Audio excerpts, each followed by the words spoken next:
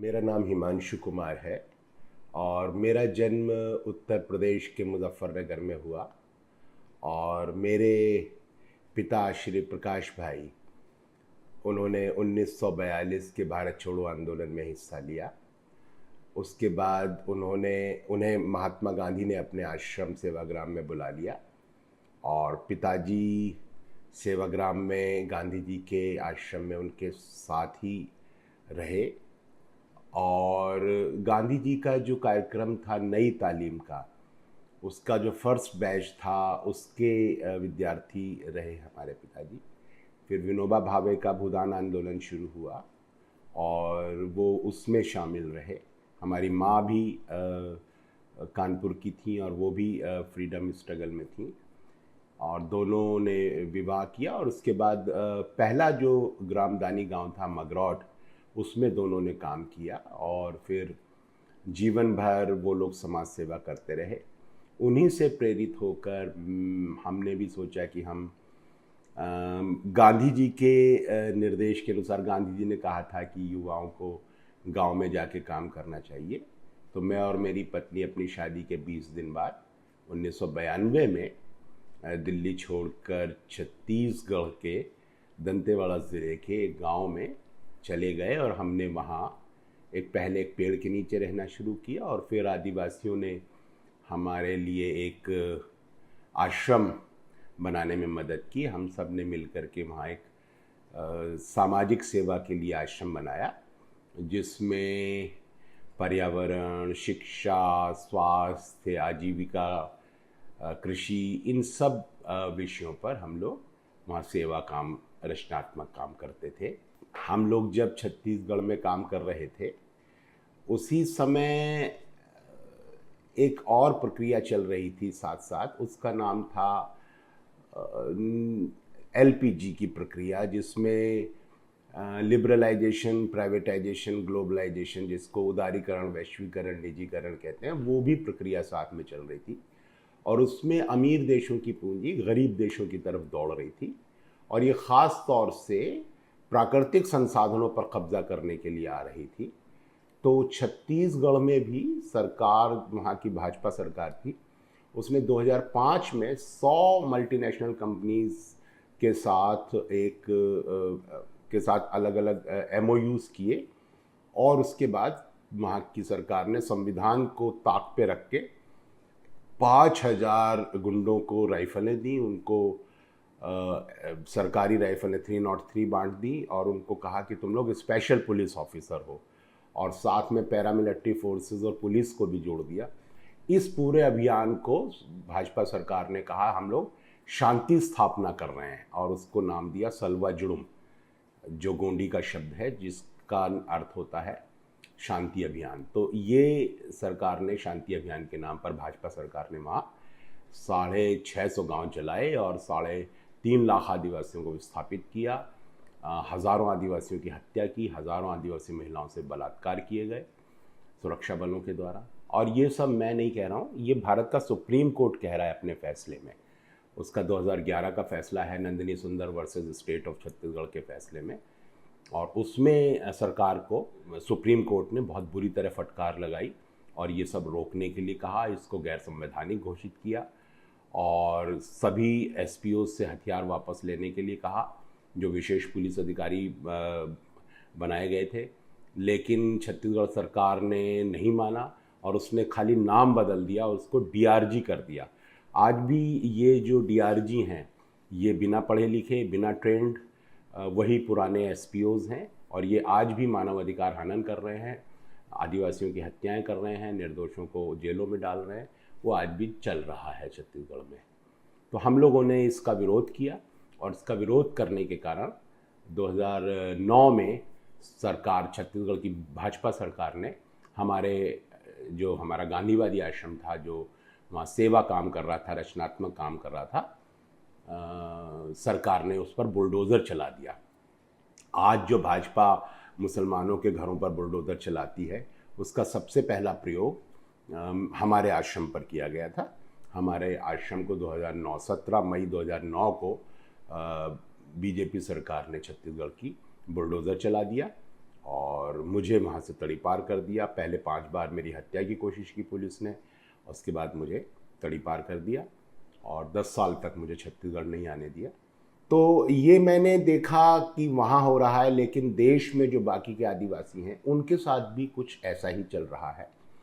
और वहाँ भी कहीं इको सेंसिटिव जोन के नाम पर, कहीं अभयारण्य के नाम पर, कहीं बुलेट ट्रेन के नाम पर, कहीं इंडस्ट्रियल कॉरिडोर के नाम पर, कहीं रेल कॉरिडोर के नाम पर आदिवासियों की ज़मीनों को छीना जा रहा है। और जहाँ आदिवासी विरोध कर रहे हैं वहाँ उन्हें नक्सल, अर्बन नक्सल, माओवादी, देशद्रोही, विकास विरोधी कहकर उनको, उनके सामाजिक कार्यकर्ताओं को, समर्थकों को जेलों में डाला जा रहा है, आदिवासी नेताओं को जेलों में डाला जा रहा है।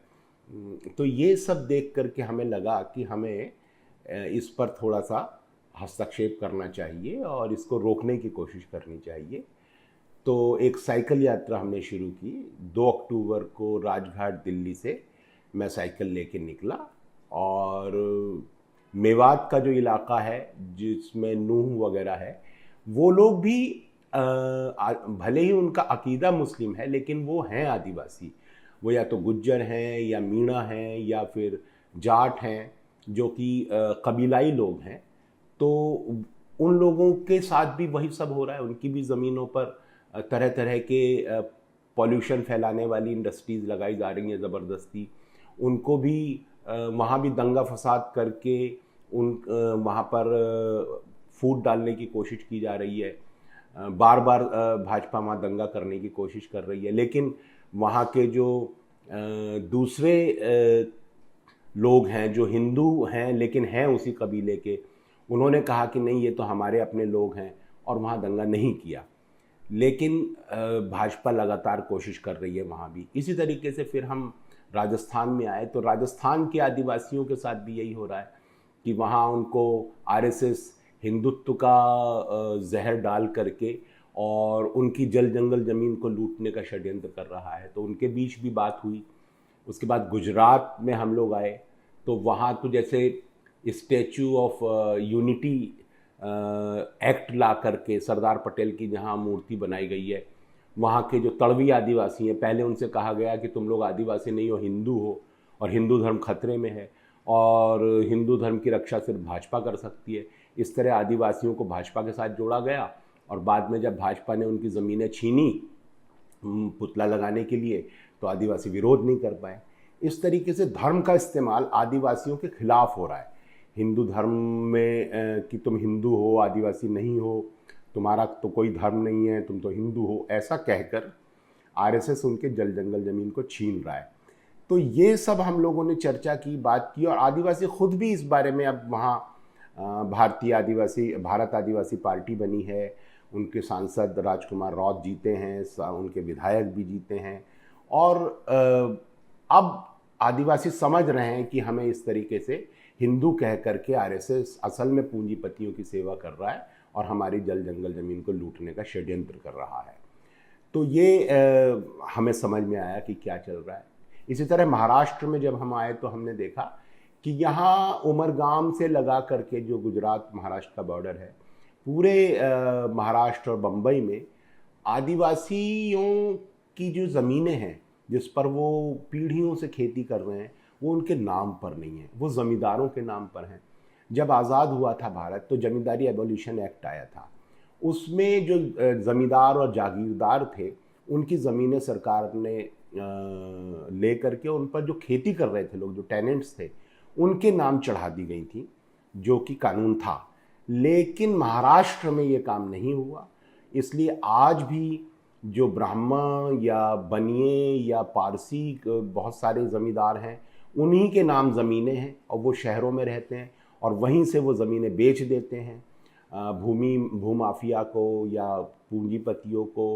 वो लोग रिसॉर्ट के नाम पर या होटल खोलने के नाम पर या कोई इंडस्ट्री लगाने के नाम पर जा करके उन ज़मीनों पर कब्ज़ा करते हैं। पुलिस और गुंडों की मदद से आदिवासियों को मारते पीटते हैं, ज़बरदस्ती वहाँ से हटाते हैं, बेदखल करते हैं।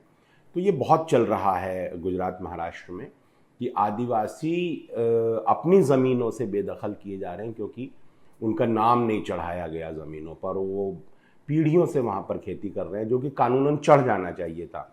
तो ये एक बहुत बड़ा अन्याय आदिवासियों के साथ यहाँ चल रहा है, तो वो सब भी हमें जानने को मिला। और इसके अलावा हमने बात की कि किस तरीके से हिंदू नौजवानों को अपराधी में बदला जा रहा है। उनसे कहा जा रहा है कि अगर राम नवमी है तो जाकर के मस्जिदों पर भगवा झंडा लगाओ, डीजे बजाओ, मुसलमानों को गालियां बको, दंगे फसाद करो। इस तरीके से हिंदू नौजवानों को अपराधी बनाया जा रहा है ताकि हिंदू नौजवान अपने जो मुद्दे हैं कि शिक्षा महंगी हो रही है, रोज़गार नहीं मिल रहा, बैंक खाली किए जा रहे हैं, उसके बैंकों में जमा बचत को पूंजीपति लेकर भाग रहे हैं, ये सारे मुद्दों पर भारत का नौजवान सरकार से सवाल ना पूछ सके, क्रिटिकल थिंकिंग ना कर सके, कोई राजनीतिक चुनौती ना पेश कर सके भाजपा सरकार के सामने, इसलिए नौजवानों को दंगाई भीड़ में बदला जा रहा है, उनको वहशी बनाया जा रहा है, गुंडा बनाया जा रहा है कि तुम जाओ और दंगा फसाद करो, मुसलमानों से लड़ो, सरकार से सवाल मत पूछो। तो ये भी हमने चर्चा की नौजवानों से कि आपकी लड़ाई मुसलमान से नहीं बल्कि अपनी बेरोज़गारी से है, शिक्षा महंगी होने से है। तो ये भी चर्चा की हमने। इसके अलावा जो SC ST पर अत्याचार हो रहे हैं, उनका रिजर्वेशन ख़त्म किया जा रहा है, उन मुद्दों पर भी बातचीत की इस साइकिल यात्रा में। तो 52 दिन की ये यात्रा रही और बहुत मुझे भी सीखने को मिला और बहुत अच्छा रहा।